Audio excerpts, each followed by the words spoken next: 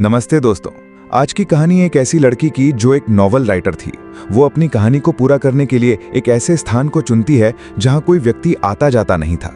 लेकिन दुर्भाग्यवश वो लड़की 4 दरिंदों के बीच फंस जाती है। वो 4 दरिंदे उस लड़की के साथ इस हद तक दरिंदगी करते हैं कि शब्दों में बयान नहीं किया जा सकता। फिल्म का नाम है I spit on your grave, जो 2010 में रिलीज हुई थी। ये एक राइटर लड़की जेनिफर की स्टोरी है जो अपनी किताब लिखने के लिए शहर से दूर एक सुनसान जगह पर जाती है। लेकिन वहां कुछ दरिंदे उसकी जिंदगी तबाह करने की कोशिश करते हैं। वो उसके साथ इतनी घिनौनी हरकतें करते हैं कि जेनिफर मौत के कगार से लौटकर उनसे बदला लेने का फैसला करती है। ये फिल्म हिंसा से भरी है, लेकिन ये दिखाती है कि कैसे एक औरत अपनी इज्जत और जिंदगी के लिए लड़ सकती है। अगर आप ऐसी इंटेंस और रिवेंज वाली स्टोरीज पसंद करते हैं तो ये आपके लिए है।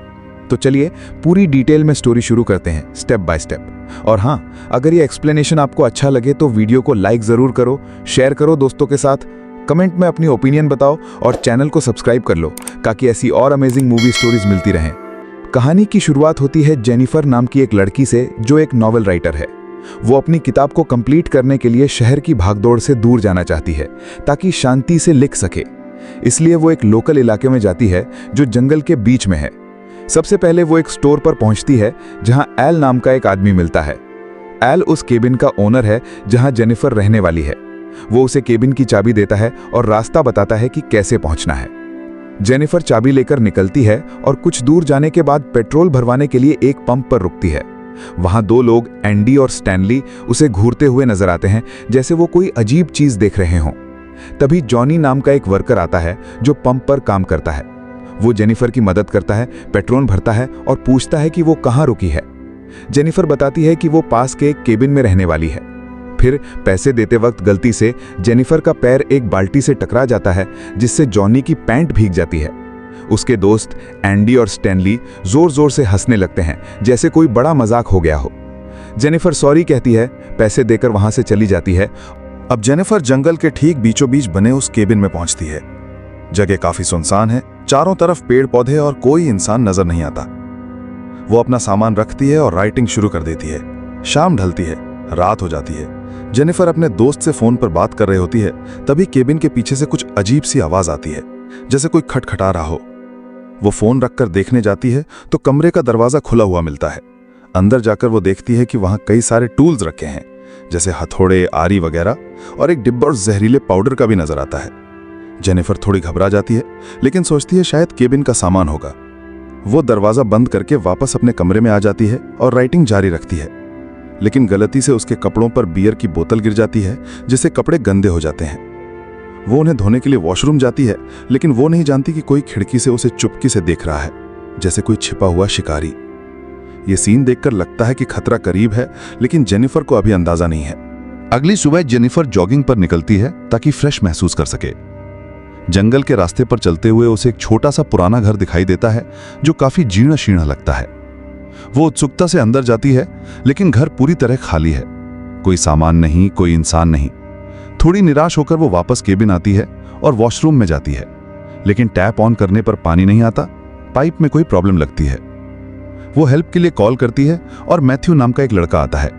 मैथ्यू लोकल है, थोड़ा सा बुद्धू टाइप का, लेकिन मददगार। वो पाइप्स चेक करता है, ठीक करता है। जेनिफर शुक्रिया में उसके गाल पर एक हल्का सा किस कर देती है, जैसे दोस्ताना तरीके से। मैथ्यू शर्मा जाता है, चेहरा लाल हो जाता है और जल्दी से घर से निकल जाता है।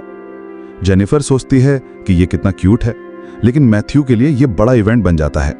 शाम को मैथ्यू अपने 3 दोस्तों जॉनी, एंडी और स्टैनली के साथ फिशिंग करने जाता है। वो उत्साहित होकर बताता है कि शहर की एक लड़की ने मुझे गाल पर किस किया है। उसके दोस्त पहले तो मजाक उड़ाते हैं, लेकिन मैथ्यू स्टैनली का कैमरा दिखाता है जिसमें जेनिफर की वीडियो है, वही जो खिड़की से देख रहा था। ये देखकर जॉनी की आंखों में एक अजीब सी चमक आ जाती है। उसकी नीयत खराब हो जाती है। वो दोस्तों से उल्टा सीधा बोलने लगता है, जैसे जेनिफर के बारे में गंदी बातें, और कहता है कि देखना, आज रात ही इस लड़की का शिकार करूंगा। उसके दोस्त भी साथ देते हैं, जैसे ये कोई खेल हो। रात हो जाती है। जेनिफर केबिन में सो रही होती है। अचानक दरवाजे से आवाज आती है। वो उठकर देखती है तो बाहर मरी हुई चिड़िया पड़ी है। वो घबरा जाती है, सोचती है शायद कोई जानवर होगा, लेकिन वापस कमरे में आकर देखती है कि उसके लैपटॉप पर 3 आदमियों की फोटो है, जॉनी, एंडी और स्टैनली की। वो डर जाती है और तभी वो तीनों अंदर घुस आते हैं, उसे घेर लेते हैं। जेनिफर डरते हुए पूछती है कि तुम लोग यहाँ क्यों आए हो। वो झूठ बोलती है कि मेरा बॉयफ्रेंड आने वाला है, चले जाओ। लेकिन जॉनी हंसता है, कहता है मुझे पता है कोई बॉयफ्रेंड नहीं है, और मैंने सुना है तूने मैथ्यू को किस किया। वो मैथ्यू को बुलाते हैं जो बाहर इंतजार कर रहा था। जेनिफर कहती है कि वो सिर्फ शुक्रिया था, कुछ नहीं। जॉनी का चेहरा बदल जाता है। वो कहता है कि मैं शहर की लड़कियों को अच्छे से जानता हूं, उन्हें क्या चाहिए। वो एक दारू की बोतल जेनिफर को देता है, कहता है पी ले, फिर हम चले जाएंगे। जेनिफर ना चाहते हुए भी पी लेती है, सोचती है शायद चले जाएं, लेकिन वो नहीं जाते। जॉनी बेसबॉल बैट उसके मुंह पर लगाता है, कहता है दांत दिखा।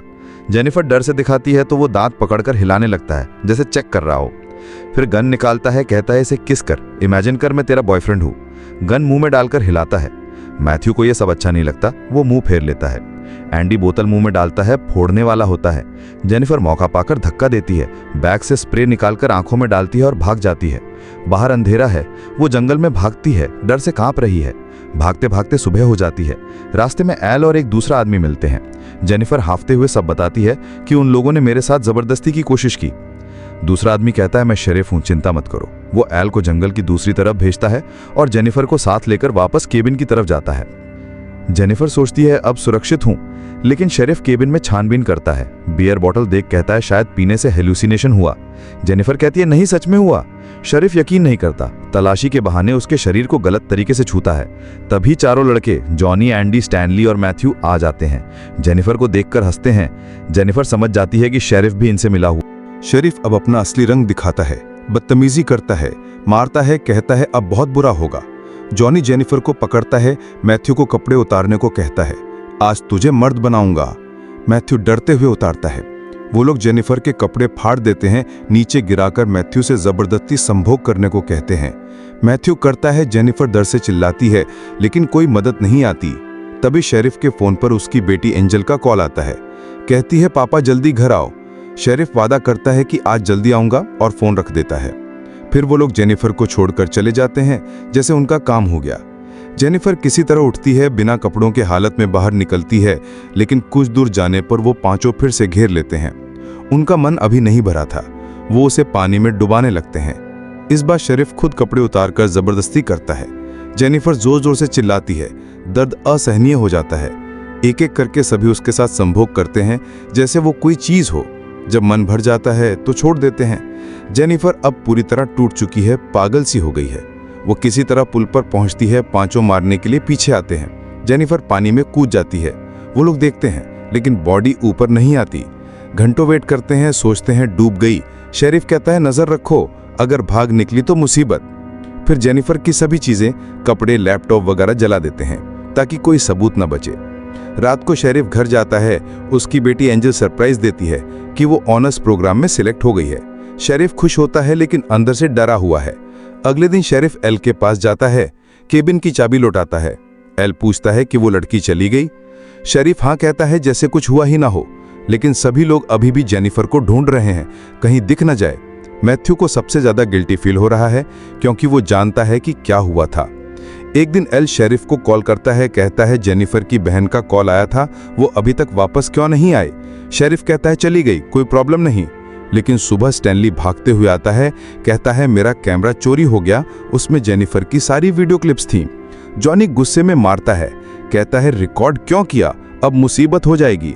रात को जॉनी अपने कमरे में होता है, दरवाजे पर आवाज आती है। वो देखता है तो मरी हुई चिड़िया पड़ी है। सोचता है फ्रेंड प्रैंक कर रहे। फिर आवाज, जेनिफर की चप्पल मिलती है। झाड़ियों में आवाज सुनकर जाता है, मैथ्यू के रबर बैंड मिलते हैं। जॉनी सोचता है मैथ्यू कर रहा है, क्योंकि गिल्टी फील करता है। अगले दिन शेरिफ घर आता है। वाइफ एक गिफ्ट देती है, कहती है किसी ने भेजा है, अंदर कैसेट है। शेरिफ डर जाता है क्योंकि वो जानता है ये क्या हो सकता है। वो लड़कों के पास जाता है, पीटता है, कहता है वीडियो क्यों रिकॉर्ड किया। जॉनी बताता है कि कल रात मुझे भी कोई परेशान कर रहा था, मैथ्यू है। शेरिफ कहता है मैथ्यू को ढूंढो और खुद एल के पास जाता है।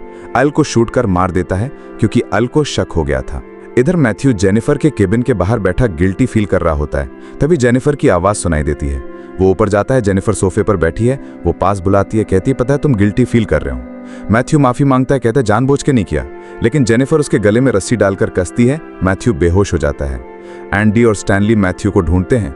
एंडी एक पुराने घर में जाता है। स्टैनली के सामने जेनिफर आ जाती है। वो मारने बढ़ता तो पैड ट्रैप में फंस जाता है। चिल्लाकर एंडी को बुलाता है। एंडी आता है तो जेनिफर पीछे से अटैक करती है, स्टैनली के सिर पर मारती है, दोनों बेहोश। एंडी की आंख खुलती है, वो टब में लकड़ी के सहारे लेटा है। जेनिफर पानी चालू करती है। स्टैनली को पेड़ से बांधा चूहा खिलाते हुए वीडियो बनाती है। आंखों पर फिशिंग हुक लगाकर धागा पेड़ से बांधती है ताकि आंख ना झपक सके। फिर एंडी के पास जाती है। एंडी माफी मांगता है। जेनिफर कहती है, मैं भी गिड़गिड़ा रही थी लेकिन तुमने नहीं सुनी, सबने मेरा फायदा उठाया। उसके मुंह को पानी में डुबाती है, कहती है बुरी मौत दूंगी।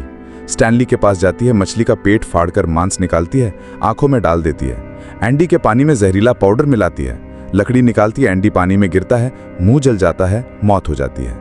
स्टैनली की आंखों पर पक्षी आते हैं, मांस खाते हैं, आंखें निकालते हैं, वो भी मर जाता है। जेनिफर अब पेट्रोल पंप पर जाती है, जॉनी पर हमला करती है, किडनैप कर लेती है। जॉनी की आंख खुलती है, बिना कपड़ों के बंधा है। जेनिफर को देखकर हैरान। जेनिफर कहती है, जानते हो क्या करूंगी? एक एक करके उसके दांत निकालती है। जॉनी दर्द से चिल्लाता है, गाली देता है।